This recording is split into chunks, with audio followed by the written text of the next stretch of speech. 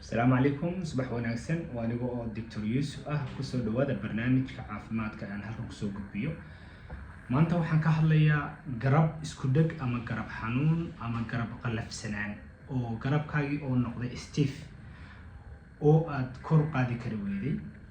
ama aad xagga dambe soo taagan kari weyday ama aad madaxaaga soo taagan kari weyday waxyaabahaas oo dhan garabkii oo isku dhigay ama qalafsanaaday oo stiff noqday had iyo jeer tani waxay dhacdaa qofku markuu leeyahay macaan ama thyroidka mar walba waxaan kugula talinayaa haddii aad macaan leedahay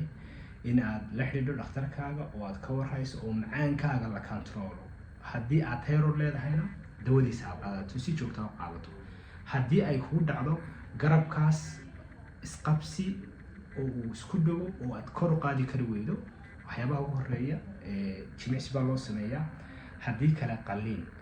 qalliinkaasi wuxuu yahay in la kala furo release lagu sameeyo tusaale ahaan oo kale garabkaagi waa kan lama furayo 3 meelood ma laga duloolinaya bahashan oo kale ayaa kamaradii laga gelinayaa qaybtii isku dhigtay iyo tissue iyo waxyaabihii isqabsigii oo dhan baa release ama la kala fujinaya mar labaad waxaan kugu celinayaa in aad markasta haddii aad macaan leedahay sokortaada la socoto aad control noqoto haddii aad thyroid leedahayna aad qaadato dawadiisa haddii aad ka cabanayso garab isku dhag waxaad noo reebi kartaa fariin